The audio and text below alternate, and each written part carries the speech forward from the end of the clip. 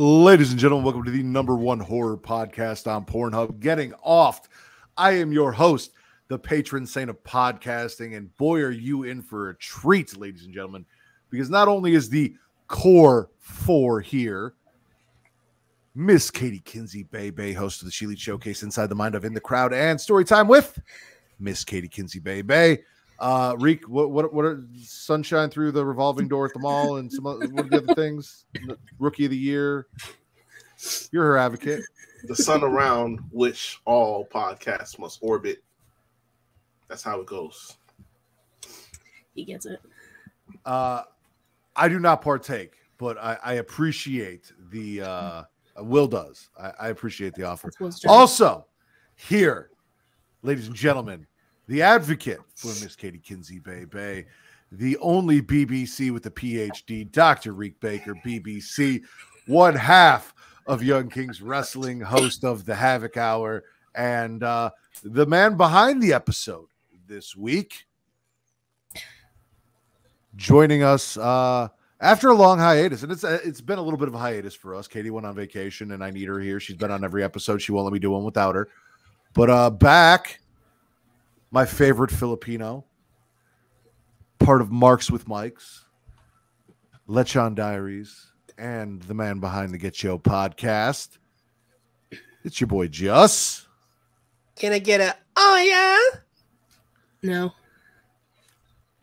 And of course, if we're the core four, he is our Gale Weathers. Ladies and gentlemen, purveyor of Rivet City Radio, a chef by trade, a mark by choice, host of Botched Spots and Chair Shots, the Will Gray. You're muted, Will. You're muted, Will. You're muted. I'm glad to be here in the presence of greatness. Maybe you don't need that bomb. So I realized something. We were running the intro. It's fire again, always at Heel Tactics _ if you need music for your podcast, because everyone you are looking at here, all of their banger intros are done by that man. Facts. Sure. You got a doorway right here, and hanging in that doorway is my getting off plaque. It's banner. It's you walk through it. It's split down the middle. It's a doorway entrance, but right above that it says "Welcome to Haddonfield." And I believe that going forward, instead of saying that I'm from Chicago, because technically I'm not. I'm from the outskirts. I'm from Chicagoland area, the suburbs. I'm just gonna say I'm from Haddonfield, Illinois. I'm booking myself from Haddonfield going forward, ladies and gentlemen. Okay. Pop, huff. Here for it. Go ahead. Riq, this is your brainchild. You've been cooking in the kitchen. Why don't you explain to everyone what we are doing here today? So, as I broke down to my people, I have moments of creative bursts every now and then. Sometimes, I'm in the shower. Sometimes when I get a long drive. Had a long drive, and I forget which episode of one of the shows on YouTube I was listening to. It might have been Dead Meat, might have been CZ's World, but it got me thinking about different eras and how the slasher genre kind of elevated from one singular movie and then from one icon to another, and I kind of thought about each one of those big movies that came out. So I broke it down to 5. Went from Halloween, Psycho, Nightmare on Elm Street, Friday the 13th, Texas Chainsaw Massacre. And obviously, if I'm thinking about that, I got to talk to my core 4 people about it. So I said, what the hell? Let's get on here and let's break those movies down, rank them individually where we see them, and we can have a nice chat about it. All right. First off, I know Juss and I were kind of on the same boat, because when you posted that, he commented, "Don't be mad at me for putting what was it? Killer Clowns from Outer Space in my top 5." Space, yeah. So originally, I thought the idea was going to be that we picked our top 5 essential slashers that we think people need to watch or whatever, and that was the original list. And then we kind of we didn't sweaty session this bitch. We made sure we all knew what the fuck we were doing when we came in here. But also always way more fun to just sweaty session this bitch. However, you can make that an honorable mention if you want. Well, I was going to say, depending on how long the episode runs and how much we debate and discuss and argue, maybe at the end of the show we can each put down what we think are the top 5 best slashers in our personal opinion and discuss that a little bit. However, how do you want to do this? Do you want to go one by one, person by person? They give their top 5, or do you want to start with one and we all just give our number 1? Even though I am fairly certain we all have the same number 1. We will see and debate, and then just go down the line. We'll do 1. We'll all talk about 1, and then we'll give our 2s. We'll go back and forth as to why we have 2. Or do you just want to you go 1 through 5, then round table that? I think we'll go through the list, each person, just straight on down, and then we just kind of rotate a little bit. All right, so one person's going to go and give their 5. That's what you want to do? Okay. Yep. You want to kick us off then, Sunshine? Sure. Sunshine. We will. We'll see if we all have the same number 1. Because I'm not gonna lie, when I first started, I had this like completely panned out, and then I changed it going into today at least 3 times. So at number 5, it changed a couple times, but I'm sticking with Friday the 13th at number 5. Probably the one that kind of was Paramount's answer to Halloween and Michael Myers and the whole boogeyman is situation. But I mean, for the time, it was something different, and the concept was very whodunit, because it's a lot of POV going on, and this was probably the only one out of the group that didn't have the I guess main slasher / villain going on here, the recognizable face, because you find out towards the end that it's Mrs. Voorhees. It's not an actual person or monster or something like that. But it's just, if the problem here is that you've got all winners, so it's somebody's got to take that last spot. So I go with Friday 13th there. At number 4, I'm going Nightmare on Elm Street. By the time 84 rolled around, we had gotten the genre, the slasher formula down pat. So this was something that was kind of a departure from whatever else we had seen, because you've got a person who is not living anymore, but he's existing in your dreams, and it's playing on a whole bunch of different fears, going to bed at night, all that stuff. But iconic in the role is Robert Englund, the face, the name, the jingle, all that good stuff. But yeah, Wes Craven's magnum opus by far. So number 3, this is where it starts to get tricky for me, because I changed this a whole bunch of times too. I'm going Texas Chainsaw Massacre. Should get way more respect than it does, because at the end of the day, this came 4 years before Halloween, and it was just, in a sense, it was just unnerving.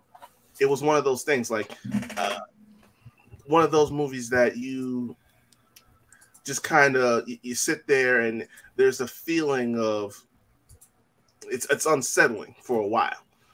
But it doesn't really ramp up until midway through the movie, close towards the end. And then you've got a whole lot of madness ensuing, right? But, I mean, the whole Leatherface and the family of cannibals, the chainsaw, the film style, all of it was just something so out of left field. I know a lot of people prefer the sequels or the reboot, stuff like that. I always keep this like 1A, 1B with the reboot, because it's just me. I just preferred it that way. Number 2, I'm going Halloween here. I wanted to give it number one really bad, but I mean, I got my reasons. It's my favorite out of the group personally, but if I'm doing this in terms of the essential ones, this kind of follows, it's following something else. Jamie Lee Curtis making her, first feature essentially, kind of cutting her teeth in the slasher genre, and you have now the first actual recognizable slasher in the genre in Michael Myers, and this whole the POV shooting and the music, the score from John Carpenter, all on the shoestring budget that they had. I mean, they just came in here and just threw together something that wasn't supposed to be huge. And watching a documentary, it'll tell you that initially it wasn't huge, but it just grew and continued to grow. And now we have a franchise out of it that has gone in so many different directions that we lost count. And then, of course, number one is Psycho. It's hard not to put it there because, I mean, Hitchcock, number one, and number two, like, it's just like it's a study in psychology, basically. Norman Bates and this the dissociative the personality disorder that he's got going on, the weird connection to his mother. It's all based off of real life events, just like Texas Chainsaw Massacre was. And then we got introduced to the concept of a scream queen in this movie. Janet Leigh, the infamous shower scene, all of that coming together.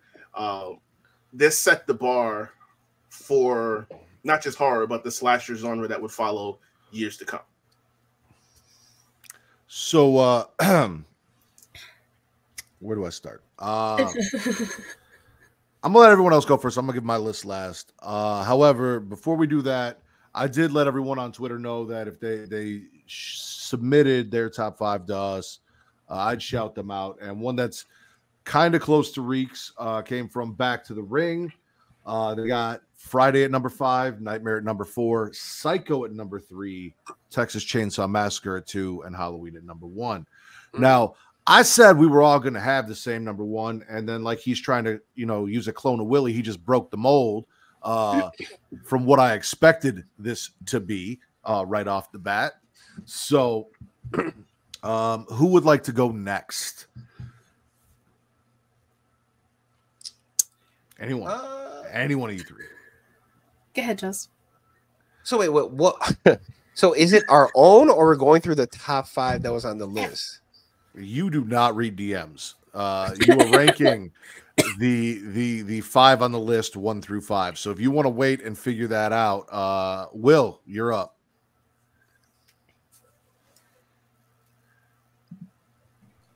The 5 that were on the list that he just gave us. Yes. Yes.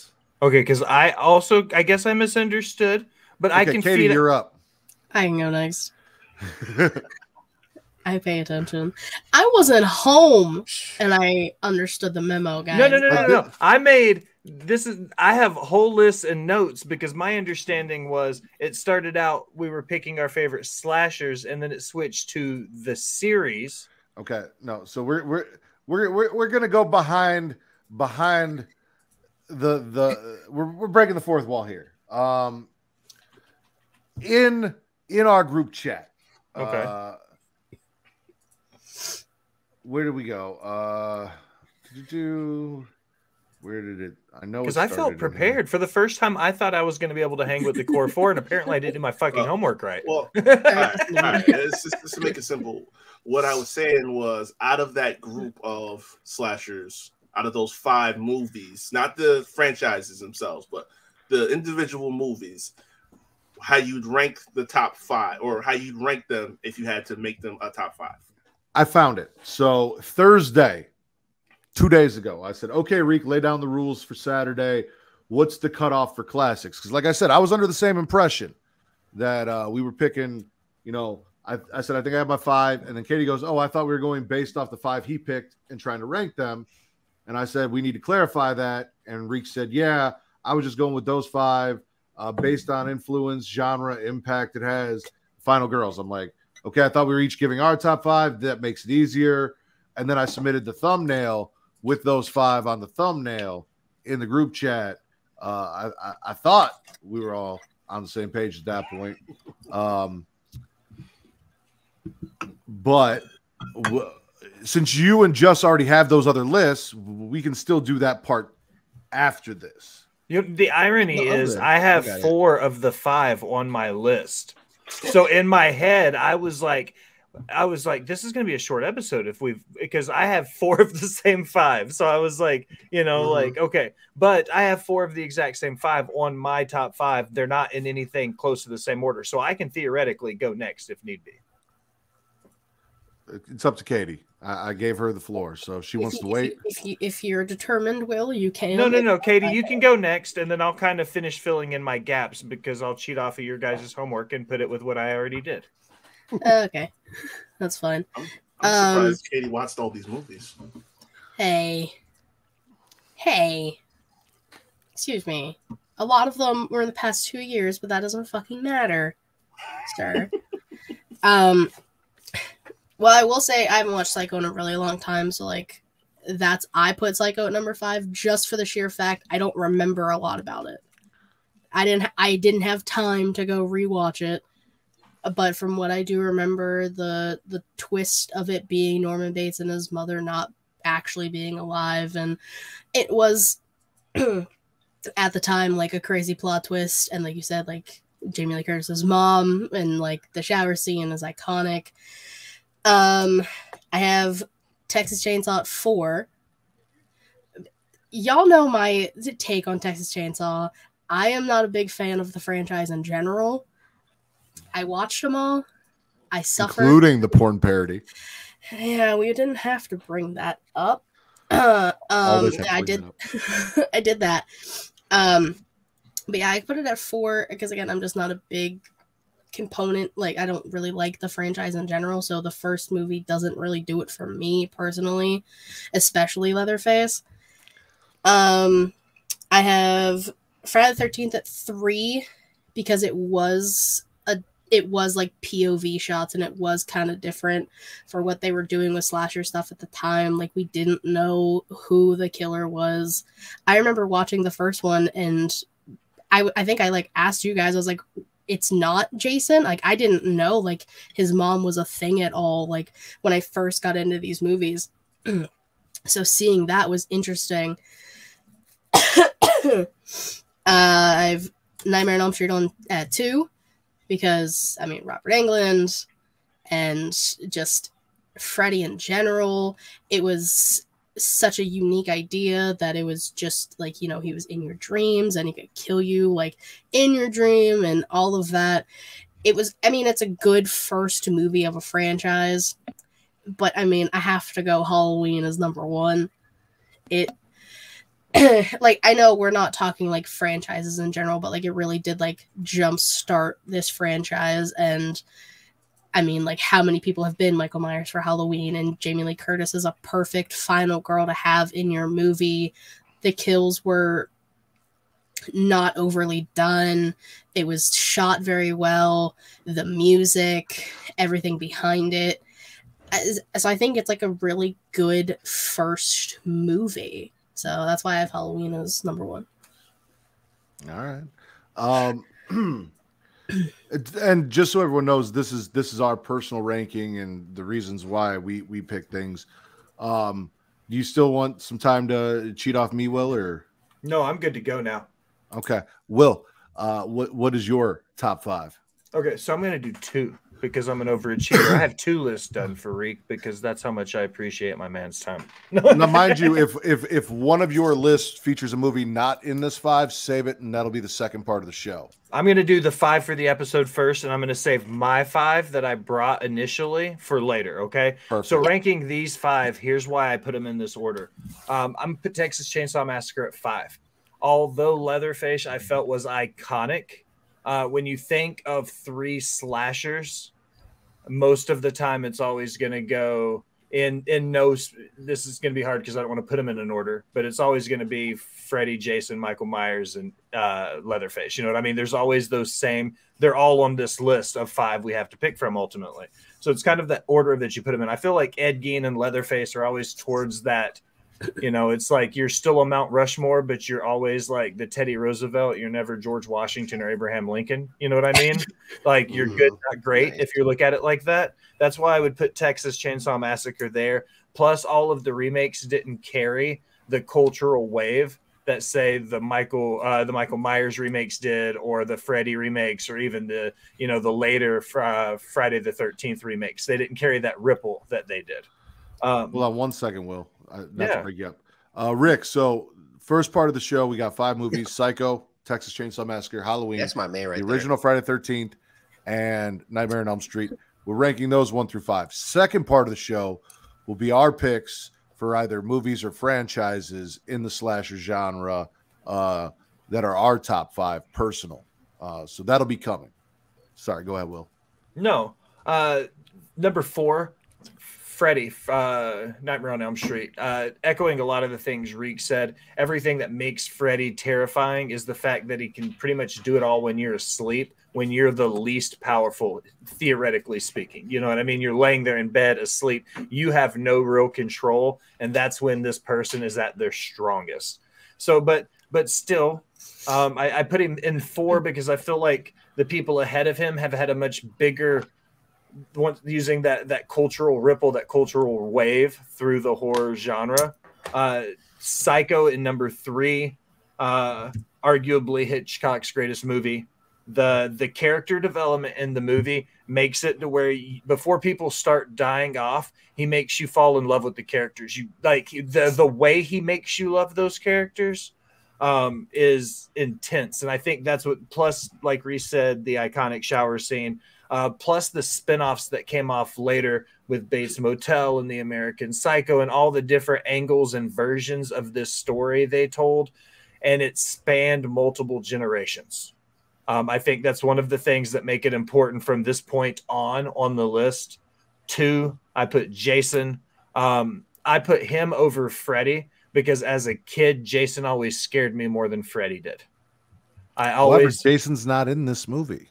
Well, in my original notes, I'll get to it and I'll explain, but I put Jason and Mama Voorhees on my original list. Because I'll explain my understanding after we get through. Everybody kind of puts their ranking together. I felt like the Friday the 13th movie series is another one where it started 35 years ago. But if you walk up to somebody on the street and you mention Jason Voorhees, yes, I know we're talking about Mama Voorhees in the first one, but if you mention him, people are going to know who he is, even kids today, because of how important he was. And with that being said, that's exactly why Michael Myers is number 1, because without a doubt in Hollywood, they've made 3 different timelines around this person. You've got different versions and directors. You've got different people that have wanted to display how or why Michael became the way he did. And I feel like there's more want to tell his story than anybody else on this list. So that's why I felt like Michael was number 1. All right. Juss, are you ready or you still need some time?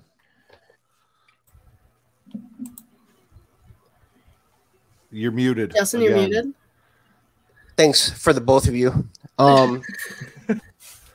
So I'm not gonna change anything that you guys said because I kind of agree with everything you guys said. So I'm just gonna make mine quick and easy.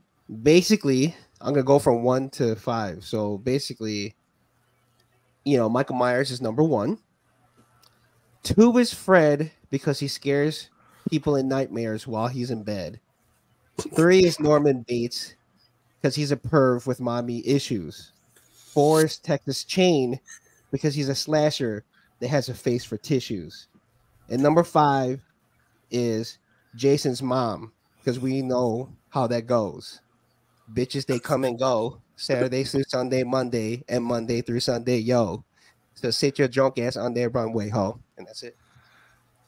Thank you, Justin. This man said, I'm going to turn it into a sweaty session anyways. I love you, Justin. I love you. That was amazing. Here we go. My list, I think, is probably closest to Katie's. At number 5, I have Texas Chainsaw Massacre. Riq mentioned it. I am one of those people that thinks that the remake from 2003 is far superior to the original. I understand in 1974 what Texas Chainsaw Massacre did. However, I wasn't born until 1987. I don't give a fuck about any of that shit. It's my experience with the fucking movie, and that's where we're at with it. And my experience was Leatherface running around like a bitch, like a sub to his family, and squealing like a pig, as opposed to Michael Bay turning him into the actual badass that he was. So we're looking at the 74 version. He's at the bottom of my list for that and that alone. Back to me understanding, but personal ranking, not having respect for classics. Psycho is number 4. Black and white, Norman Bates. Like, I get this is kind of, around where that slasher genre originated. However, in the words, Justin will persist, of Juvenile, she got it from her mama, but she also did it better. We'll get there. Where she get her eyes from? She gets them from her mama. Anyway, number 3, Dead in the Middle of the Pack, Friday the 13th. Mostly because this, Jason is the icon from this franchise, but this is the movie that did it. They took how they saw Halloween. They're like, how can we do that? And on a lower budget, and they did, and it's effective. And Pamela Voorhees is fantastic. They did their own thing with it. However, she's not the one you remember going forward in the franchise. So that puts it in the middle of the pack because it's still a great slasher. One of my favorites, one of my favorite franchises, which puts Freddy at number 2.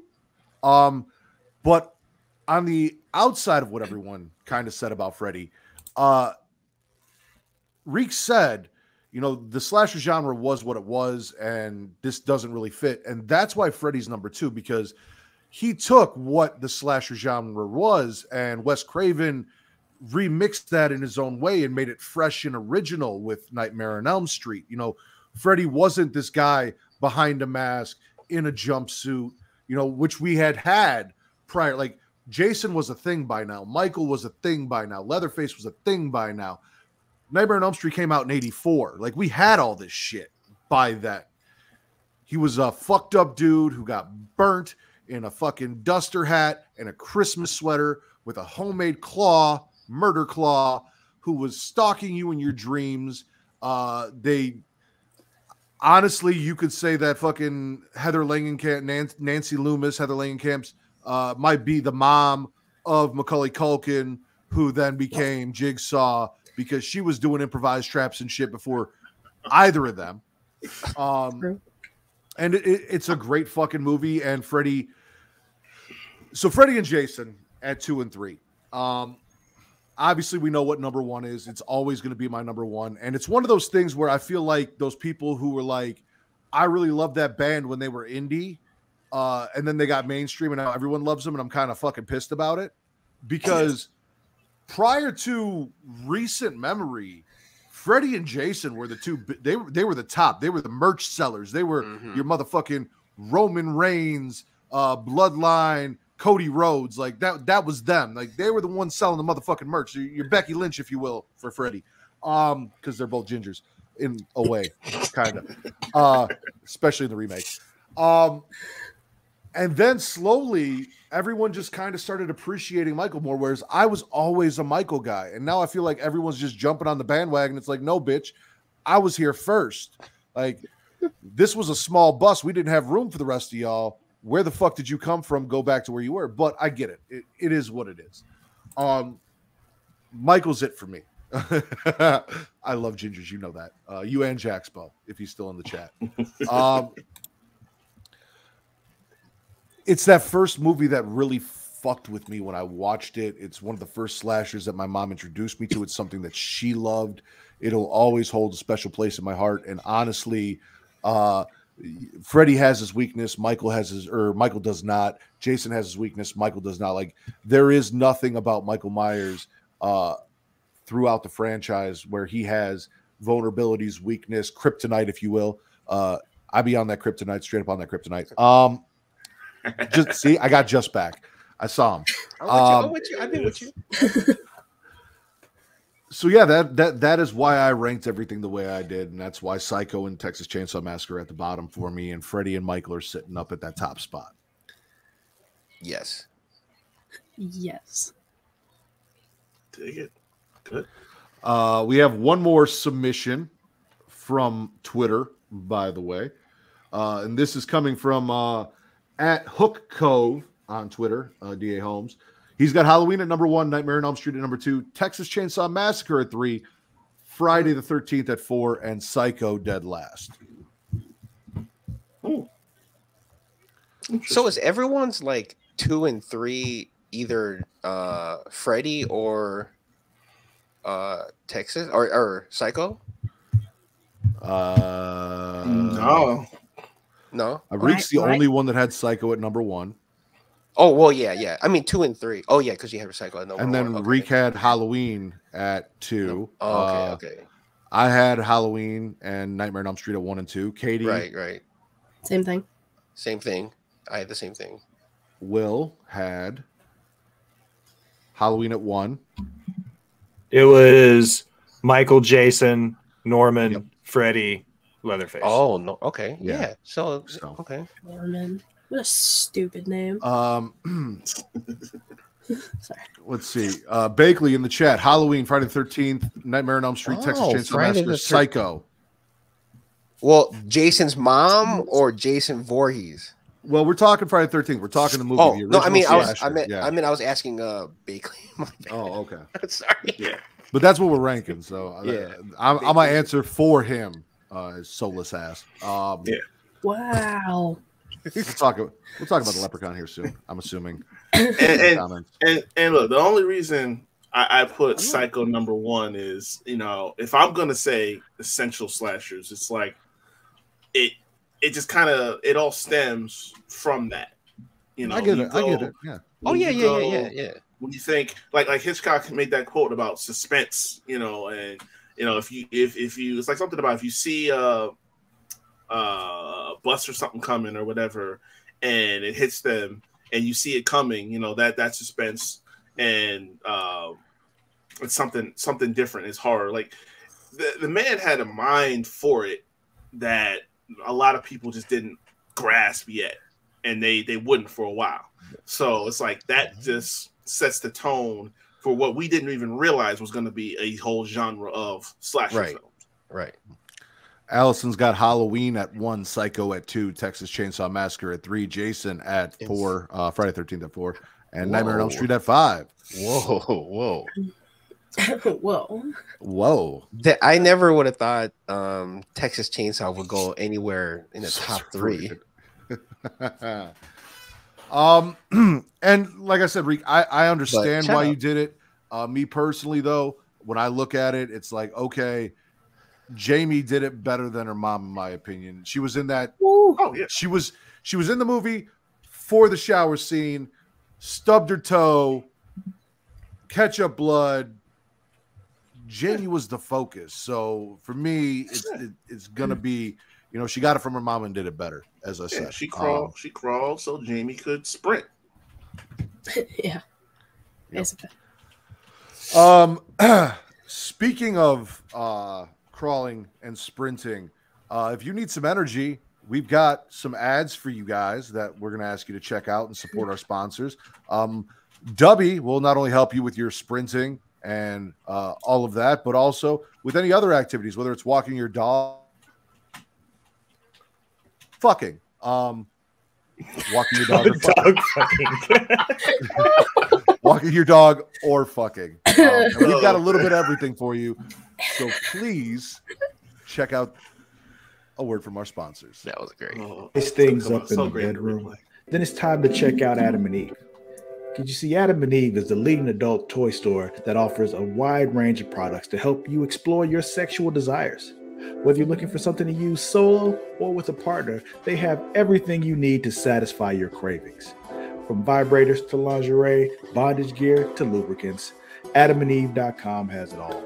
And the best part, you can shop with confidence, knowing that all their products are of high quality and backed by a 100% satisfaction guarantee. That means whether you bought a dildo, sex swing, penis ring, vibrator, anal sex toy, bondage toy, couples toy, lube, or accessory, you can get a refund within 90 days if you're not 100% satisfied. No questions asked. And right now, as a special offer to our listeners, Adam and Eve is giving you 50% off almost any item on their website. That's right, 50% off. And if you act now, you'll also get free shipping. So go to adamandeve.creationworld.com and use the offer code erotica at checkout. That's erotica at adamandeve.creationworld.com for 50% off almost any item and free shipping.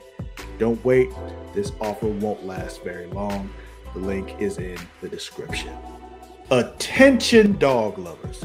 Are you looking for high quality products to spoil your furry friend?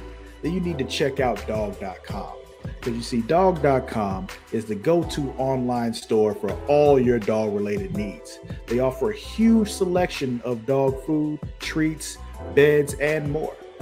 Plus, they have products for all types of dogs, from puppies to seniors and everything in between. And the best part, you can shop with confidence knowing that all their products are made with your dog's health and happiness in mind. Dog.com only stocks top-rated brands that you can trust, so you can rest easy knowing your dog is getting the best. And right now, as a special offer to our listeners, Dog.com is doing a big warehouse clearance sale. And all you have to do is go to dog.creationworld.com and you can get up to 80% off on all sorts of items like toys, treats, bones, harnesses, bowls, leashes, and anything else you can think of. So go to dog.creationworld.com and take advantage of this sale right now. Spoil your furry friend with the best products from dog.creationworld.com today. Link is in the description. Are you tired of feeling sluggish and unfocused throughout the day? Then it's time to try Dubby, the ultimate energy source. Dubby is a powerful, clean energy drink that is designed to help you stay alert and focused no matter what life throws your way. Whether you're a student, a busy professional, an athlete, or especially a gamer, Dubby can give you the boost you need to take on the day or the night. It also contains important aminos and vitamins that canned energy drinks simply don't have. And the best part, Dubby is made with high quality ingredients and is completely sugar-free, maltodextrin-free, and is keto-friendly. So you can enjoy the energy boost without any of the crash, jitters, or angst that comes with traditional energy drinks. Simply mix Dubby with water and you'll have a delicious, refreshing energy drink that can help you power through your entire day. And with a variety of flavors to choose from, including Galaxy Grenade, Beach and Peach, and Dragonade, you're sure to find one that you love. So go to dubby.creationworld.com and order your Dubby today. And for a limited time, use code Creatia at checkout to get 10% off your order. That's Creatia at dubby.creationworld.com for 10% off. Try Dubby today and feel the difference. The link is in the description. All right. So what we are going to do now, I'm gonna reverse this. We're gonna wait for Juss. Oh, he's back. Is he though? Will and What the? he's got to focus. You know, It's gonna fix itself. I'm not gonna make a joke about that. Will and Juss came ready for a sweaty session, and that's what we're gonna do. We're remixing this shit. We're sweaty session up. Rules are out the windows, ladies and gentlemen. You can pick your 5 favorite franchises. You can pick your 5 favorite movies. Whatever your criteria is, your top 5 essential slashers. We'll let Riq and Katie go last, seeing as they were all on the same page. We'll let Will and Juss go first. I'll go third because I also had one, and then when I realized what was going on, I reverted back. But before we do that, I want to thank everyone who is watching us live, whether you are watching us over at twitch.tv/creationworld, where if you have Amazon Prime, you have Amazon Prime Gaming, which means you get a free subscription to your favorite Twitch subscriber or Twitch streamer every month, whether it's us or Botched Spots and Chair Shots or any of your favorite content creators, you can throw them a free sub. It costs you absolutely nothing, and it takes money out of Jeff Bezos' pocket. So fuck that guy. Like, pay us. We deserve it. Support your favorite content creators. Or you watch us live at youtube.com/creationworld, where it's free to do like, to subscribe, to comment. Will, what does that do? It boosts the algorithm and it helps find new listeners. That is correct. And also, you can flick that bean up at the top, the little notification bell, and get notified every time we go live, whether it's for Getting Off every other week-ish, Smacking It Raw, which is now on Saturdays and just finished up before this episode. So if you haven't checked that out, please go back and do that. It was awesome. Or The Creation Conversation, Monday through Friday. You will see me and Katie again on Monday. You will see Will on Thursday and Friday. You even get a little bit of me and Travis on Wednesday. So please come check out everything we have to offer for you, whether you're into nerd shit, horror, wrestling. We've got it all. All right. Juss, this is a sweaty session. Yes, sir. You were prepared for a sweaty session. Yeah. I'm going to let you kick this shit off. Give me the top 5 you came with today. Okay, so I'm going to make this quick again. Are you going to do another haiku for us that ends in an Eminem lyric? Yeah. Yeah. So here we go. So Nosferatu is the OG. And number 2, I gotta bring the Queen of Scare, Carrie. Then I'm gonna bring number 3 with Chucky because he'll be your friend till the end. Candyman is just someone you see. And then with number 5, I'm gonna be Leprechaun because with a friend with weed is a friend indeed, but a friend with gold is the best, I'm told. God damn it. Pop. Pop. Facts, I am. Wow. Whoa. Thank you. I'm a whore. He has no soul. We know each other. Justin, I love that you're on a poetic kick as of late and a little bit of a song lyric kick as well. I don't think I've heard a friend with need is a friend indeed in a long time. Appreciate that. Yeah. Will, you said 4 of your 5 were already on that list. What you got for us, bud?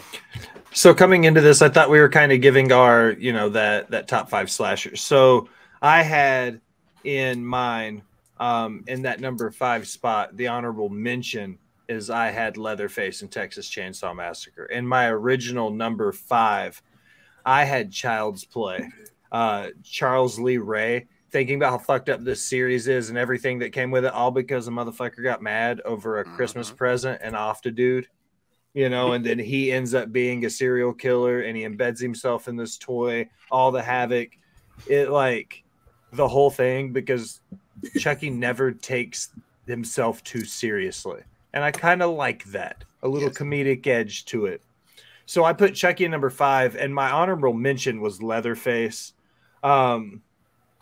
So Norman Bates was already in my number 4. Number 3 was the one that caused me. I had to do some shifting around because at number 3, I had Ghostface from Scream. In my notes, I have 90s, the aughts, the 2010s, the 2020s. It goes through fucking everything for the last 30 years. Okay. So I was like, it's one of those generational things, longevity. My notes also say Fast and the Furious of the horror genre. How dare you? Yo. That's true, though. That's true. I see it. Then 2, I had Jason and Mama Voorhees. And then 1, I had Michael Myers. So I had to do some rearranging. When I had to think about Freddy and Texas Chainsaw Massacre, I had to put those 2 how I would see them in order, because those 2 kind of honorable mentions but didn't make the top 5. So it took me a second to realize what we were doing, because I had 3 of them that I were ready to put in order, and then I just put Freddy and Leatherface in order. But I think Ghostface would have deserved a spot in that top 5 because, like I said, when you talk about longevity and horror, at this point you have to talk about Scream, even with the jokes of it being the Fast and the Furious and them, everything they've done now to take it away from, Billy and Stu.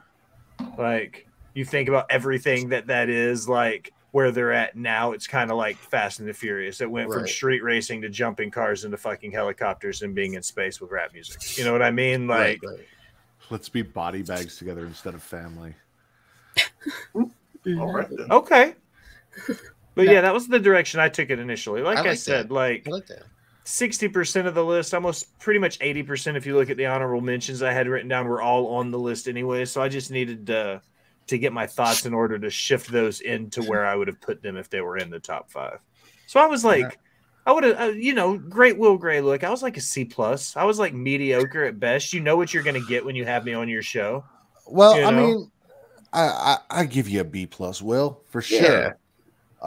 Depending on how high you are. No, I was in the same boat as I was in the same boat as you and Justin when Riq first presented this. My thought was pick my top 5. What are my top 5? And I looked at it because, all right, first off, if you don't listen to the Getcho Podcast, what the fuck are you doing with your life? If you don't know what a sweaty session is, I don't know why the fuck you're here. No, but for real, thank you for being here. I love you.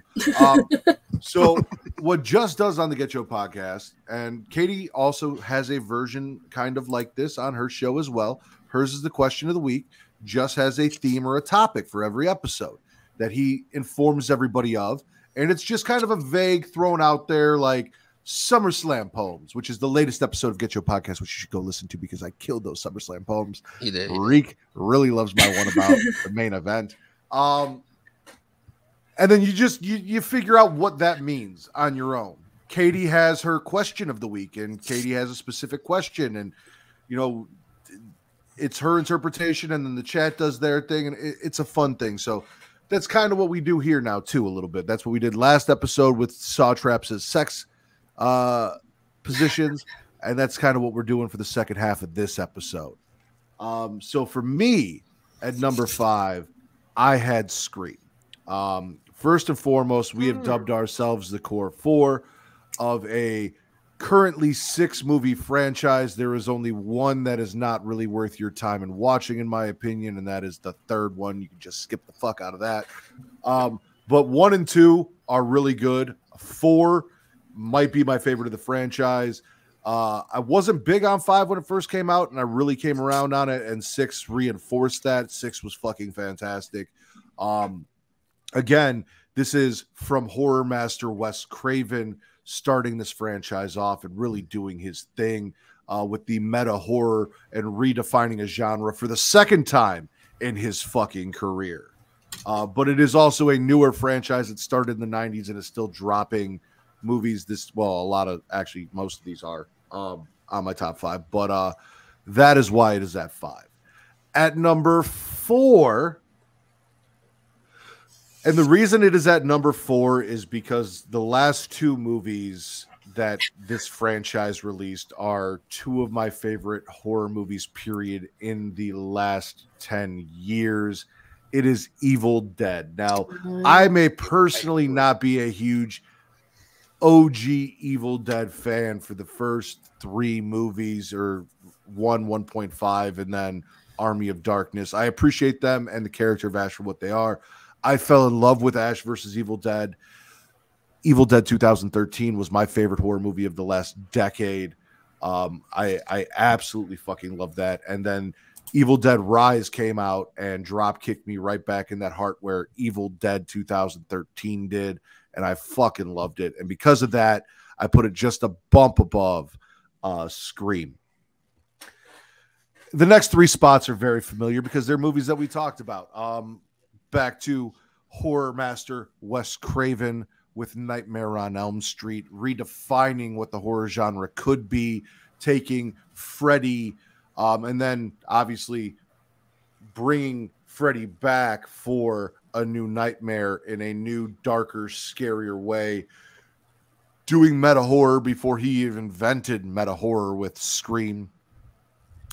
And the journey of this character from being this dark sicko to almost a lovable anti-hero who is mocking and cracking jokes and doing all of these insane things. However, things get a little muddled there around 4 or 5, and depending on your opinion, of 6. Allison said she has only ever seen one Friday the 13th. It was Freddy versus Jason. that counts as both a Friday the 13th and a Nightmare on Elm Street. So you've seen one of each. Will, you have a lot of work to do, sir, on the lady in the chair. You need to get her educated. Jason is always number 2 in my rankings. He will always come in second to my number 1, and you already know who the fuck that is. But when it comes to at least up until this year, and I think he's still in the lead, most kills, most creative kills, and the transformation of that genre, on top of the fact that my idea, which you can go back and check out on one of our episodes, of a slasher verse is based around an idea that was introduced in Jason Goes to Hell with the Necronomicon being in the Voorhees Manor. Jason was king of the slashers for a very long time on most people's lists, just not on mine. And he's sitting at number 2 for that reason and that reason alone. My number 1 was, always will be my personal king, motherfucking Michael Myers. I saw something on TikTok that I want to actually go. It's like, what's your favorite piece of physical media? I have the 4K Steelbook, or not Steelbook, but the 4K deluxe edition of the Halloween franchise prior to the last 3 movies that came out, which was the first release of the producer's cut of Halloween 6 in physical media that you could get. How I got it, how I watched it. I've always said, even though I did kind of say at the beginning of the episode, and it was misplaced wording, while it's not the best movie, Halloween 6 is my favorite movie in the franchise. It is my personal best, but it obviously overall arcing story and acting and all, it's not the best in the franchise, but it's my personal best. I love me some Halloween 6. Michael Myers is that guy. If there was no Michael Myers, there would be no Jason Voorhees. So for me, it is what it is. Those are my top 5. Nice. Does that mean I go next? It's between you and Riq, whichever one's ready. I know Riq's always gonna defer to you first because he's a gentleman. He is a gentleman and a doctor with a giant. Never mind. Hey yo! My feed cut off. What was that last one? It's not important. Yeah. So, anyways, that's not what I heard. Since I went by the original theme, so I kind of just thought of all of this on the fly. I'm kind of just going like overall franchises. Number 5, this is probably going to be shocking. I have a new appreciation for it. I'm gonna go Saw. John Kramer is one sick son of a bitch, and very creative. I will give him that. Like, gore is typically not my thing, but it's all a psychological game. The storylines within storylines, yeah, things get a little convoluted here and there, but after doing the 2-part Saw, I have a new admiration for John Kramer, and I love Billy. It was the sex positions that really did it for you. No, it definitely was not. You're like, I need to try some of these, and now this is one of my top 5. No, I'm gonna be honest, it was not that. It changed your life. What? Anyways, number 4, I have Nightmare on Elm Street, the entire series. I mean, Matt kind of said it best. Freddy does become like this lovable asshole, and makes it entertaining, and like killing people in your dreams is such an interesting thing. And some of the movies get a little fucking weird, but I mean, I think every franchise kind of goes through that phase in some capacity, especially these longer ones.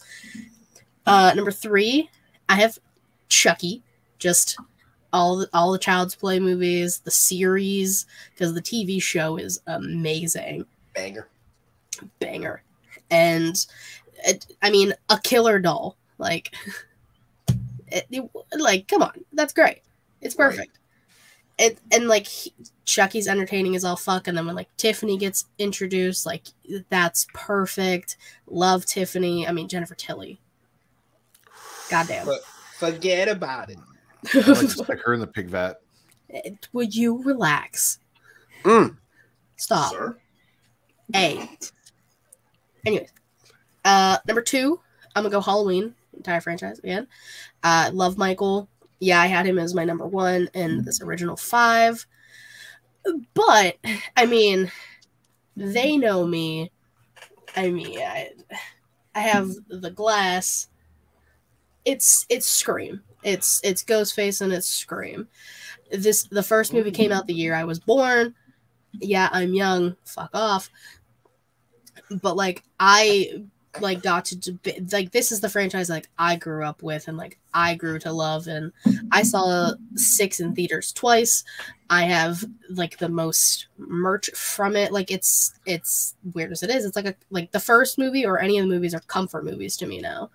Like that, it's just my go-to because Ghostface is multiple people and like Billy Loomis and Stu. Like, come on, 2 of the hottest killers in the game. Like, right? I can't say shit. So like, Scream number 1 always. All right. Good choice. Mr. Havoc, you started us off with your version. You're going to close us out with your version. Who are your top 5? So my list is almost completely different because I personalized it. I went in order of how hard they hit my fear button because as I've told you guys before, I had a fear of damn near everything. So horror movies in general gave me the chills. 2 honorable mentions real quick. First is Friday the 13th because Jason honestly was like low on the fears list. I never watched the movie until I got to be like in the mid-teens because I just, it took me a while to get on the kick. But as far as that goes, like it wasn't so much that it scared me. I just, wasn't big in the franchise compared to the others. The other, let's see who remembers this one. Valentine. Because it was 2002 was that point where like you had some sneaky little slashers in the mix there that, you'd see something and it was like, oh, it's interesting. Dude killing people in a Cupid mask. Right. Freaky. Really freaky. And then if you watch the movie, like a lot of the way, all the cards he was sending all the girls and the way he was like setting them up, that was clever. You know what I'm saying? But I remember seeing that as a kid and I was like, nope, it's not happening. She's right. That was a good movie. All right. So number 5, Candyman, right off the bat. Listen, for me, listen, as a black man, I'm already scared of a lot of things, but to know now that there's Barney, oh my Lord. He loves you. So for me, I'm just like, it's a black dude that's in a horror movie as the killer with a hook hand, and just like it gave me them chills, and it was one of the movies that I always got dared to watch, and I'm just like, no, because listen, Tony Todd, if there's no other image you have of the man, it's of him in that coat with that stump with a hook in it, like certain things you just can't unsee. And right, he wasn't even like just coming for white people. It's not like you were safe because he was fucking with his own people until that white bitch showed up. So like, exactly. Yeah, it's always the white bitches. Yeah, Candyman was one of the things that it was one of the things that like as a kid people try to convince you was real. So I definitely was like, stay away. Number 4, Child's Play, Chucky. I was always a big toy person growing up, so the concept of a killer toy doll, it was just like, yes, yeah, that gets me all the time. I Know What You Did Last Summer was definitely like almost an honorable mention for me. I feel like I do this every time. I Know What You Did Last Summer is to Scream as Smacked Raw is to Smacking It Raw. You stop. I'm not saying you're wrong, but stop it. Let me be. I love it. Yeah, but yeah, Child's Play, number 4. It's who you did last summer. It was one of. Hey. It was one. It was one Yo, get you. It was one of those that I, after a while, it's like okay, this isn't so bad, but I can see why it's like it plays on the easiest fares, because it's like it's a kid, and you know you're going after you have a child who is being pursued by this doll, so it's like the worst kind of fear. Number 3, Nightmare on Elm Street. The image that's burned in my head forever is Freddy in that hall, in that alleyway, chasing that patina with the long arms scraping all up and down on the sides of the walls. Like that's haunting as a kid to watch. It really is. Between that and him bursting out of the dude in part 2, it was just like, oh yeah, that was just like nightmare fuel, basically. Right. You know. So yeah, I said before, it's Wes Craven's magnum opus. However, what he did here, he perfected in my number 2, which is Scream. Because I watched Scream. I'll never forget this. In December with my cousins, and I woke up that night screaming because I was just like, I was genuinely fearful. Like I see that image of Ghostface, and I'm just like, hell no. I can't sleep in the dark. I can't do none of that. Like all of that was just killed. And you know, you talk about the franchise too. You know, there's all hits and one miss in the mix. You know, so it's only gotten better as time has gone on. But that first one just knocks it right out of the park. And you know, of course, at number 1. I'm gonna where the more predictable side is kicking in. It's Halloween. Michael Myers was legitimately my greatest fear for the first 13 years of my life. Like you could put a dozen spiders in front of me, and I won't be half as afraid of that as I would have been of Michael Myers for that time frame. Because, and I told you guys the story on a previous episode. Went to a Blockbuster when I was 5-6 years old, and it was when they still had the VHS had that revolving cover from the pumpkin to the face. Oh, the hologram, yeah. So I happened to catch a look of the face, and just the look of the face, I ran away from that. I hadn't seen the movie. I hadn't seen clips of the movie. I just saw a face, and I ran for my life because, like, what is that? Why is that? Everything. You know?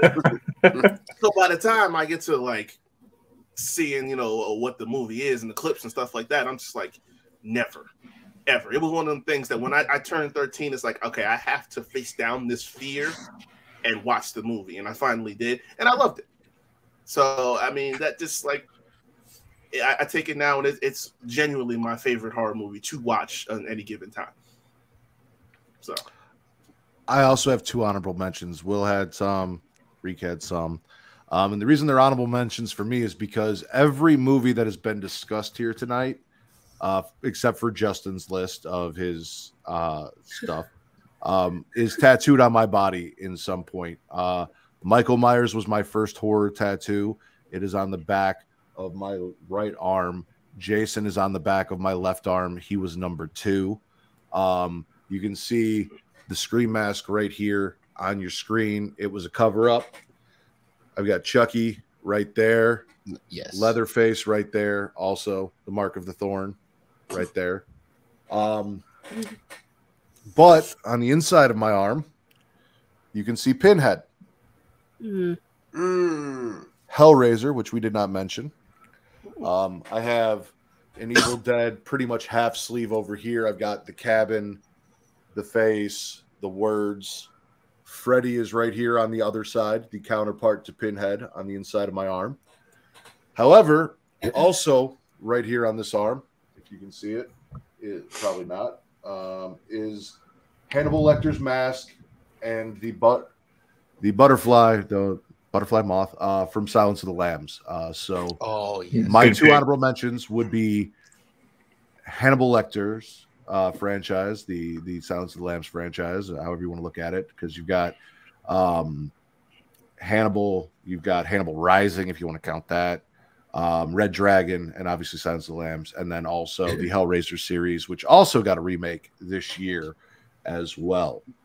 So those are my 2 honorable mentions. Dope. I like it. I was actually surprised I hadn't heard from Hellraiser at any point. You know, I know there's a couple major fan accounts, but I've rarely found someone who has Hellraiser as one of their favorites, if not their favorite. Like, there's that Hell Priest chick, I believe it's a woman, on Twitter, who's a huge Hellraiser fan, especially now that the new Hellraiser has the female Pinhead in there. Beautiful. But not a lot of... My best friend is Travis Pointer, not Buffalo Bill. I can neither confirm nor deny that Travis listens to Goodbye Horses while tucking his junk between his legs. But Jesus. I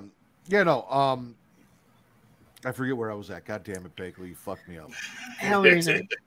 Yeah, no, I don't know anyone that has Hellraiser as maybe their top 5, but not as their favorite. Really, it's rarely talked about, and I feel kind of underappreciated for, again, what it did for that genre and going a different route. Actually, the only movie that we talked about that isn't tattooed on me is actually my next tattoo, which is a Saw tattoo, because Katie had Saw on there. And Psycho, but that's not going to happen. Yeah, what tattoo would you get of Psycho? Like the person screaming in the shower, or would you... ketchup packet? Ketchup packet. It's got to be Norman, right? Me and Will right there with the skeleton packet. We are going to do a short post show because I have a note here that specifically says Riq post show, and I'll read the rest afterwards. But I made myself a note about something, so we got something to talk about. I want to thank everyone for joining us for this episode of Getting Off, dropping your 5, whether it was on Twitter or here in the chat. If you are listening to the show late, anywhere that I mentioned earlier, Pornhub.com/model/creation world, which is my favorite place for you to watch us, and Katie's favorite place to watch alongs with me, or the Rack and Will and Juss. Tweet at Getting Off and let me know what your top 5 are. Whether it's your top 5 franchises or your 1 through 5 for the original movies that we started out with: Psycho, Halloween, Friday the 13th, Nightmare on Elm Street, and Texas Chainsaw Massacre. I'm curious as to both. So, do those things. We appreciate it. Katie, you've already done it once, so we'll get you out of the way. Go ahead and plug yourself. You can follow me on Twitter at KatieReston13. The link tree I'm about to get all things She Leads Showcase. Twitch.tv/She Leads Showcase, typically Thursday, 6 p.m. Eastern. YouTube.com/She Leads Showcase. Watch the videos because they're way more entertaining. Anchor, Spotify, Google Podcasts, Apple Podcasts if you want to listen. And there's a bunch of shit on the channel. A SummerSlam vlog with a very long rant at the end will be up probably tomorrow. Thank you. Good doctor. Please tell them where your practice is. Oh, Lord. You can find me at RickHaver24 on Instagram and on Twitter. The predecessor to Getting Off is the Havoc Hour, where I talk sports and entertainment as well, which segued into this. But all of those episodes are up on all streaming platforms: Spotify, Google Podcasts, Anchor, and video versions are up on YouTube. Jackson just shot the most recent episode of Young Kings Wrestling earlier today. Oh. So it may be out tomorrow or Monday, just so as you know. Probably Monday, because he always does Monday. It's right. Your thing. Also, you can find him slinging dick near Philadelphia, outside of Philadelphia, delivering packages.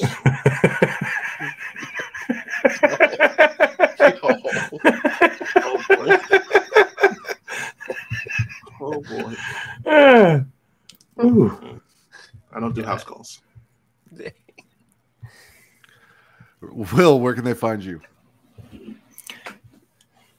You can find me if you check my link tree at The Will Gray. You'll find all my shenanigans for Rivet City Radio, Off the Top Media, and Creation World, and all of my dirt sheet writing for the Sportster, Last Word on Sports, and Pro Wrestling Stories. Where can they find you slinging dick? Somewhere in You can find me slinging dick on OnlyFans at Chef Will Gray. If you want me to cook you breakfast in my undies, I will. If you want me to talk to you about your day, I will. Just find me there. OnlyFans at Chef Will Gray.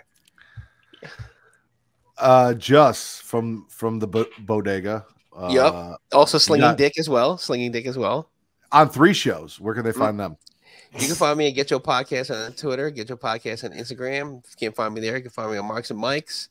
The latest Getcho Podcast episode is featuring the Warden, Matt. You know, we did a SummerSlam poem, so check that out. He kills those. Literal Diaries is out with the homegirl Jizzy, where we talk about adult shit. Marks and Mike's episode is out. You hear their experience about him and Powerbomb Jitsu, trying to defend the titles, almost getting in a car accident, and they're living SummerSlam in Detroit. Shout out to them. And tomorrow, shout out, check us out on Botched Chair Shots with our homie Will and Warden, the Matt Ritter. Will also be there live. We could be doing some shit there too. I want to have the most offensive episode of the podcast we've ever done. Oh my God. I don't know what. Just take that for what it is. Let's figure out a way. And the Rack talked about wrestling scandals, and this might be the most offensive episode. So just put that out there. You guys can follow me on Twitter at Matt Ritter or at Getting Off, because you're here for the horror. So go there for the horror. Also, if you're a wrestling fan, Instagram, Threads, TikTok at Smacking It Raw. You'll also get a little bit of that horror content over at Smacking It Raw on TikTok as well. Our next episode will either be something that was recently just inspired in my mind from Allison when she said, I know what you did last summer. And I said, I know who you did last summer. We might start at least a sweaty session version of horror movies as porn titles. It's on the block. We'll talk. Because Saw Traps and Sex Positions was fun. But also, I know Riq's working his way through it. Katie's going to start it. We will be talking Twisted Metal very soon. The franchise is deep-rooted in horror, especially when we get into talking about which game this mostly is based off of and all of that. So look forward to that in roughly 2 weeks. One of those 2 episodes will be coming out. Follow everything at It's Creation World, ITSCREATIA World. Stay updated, know when that is coming. Bakley loves Twisted Metal. 4, Miss Katie Kinsey, baby. King Riq, House of Havoc, first of his name. Chef by trade, a mark by choice, the Will Gray, and your boy Juss. I am the patron saint of podcasting, the Warden Matt Ritter, and this has been your #1 horror podcast on Pornhub.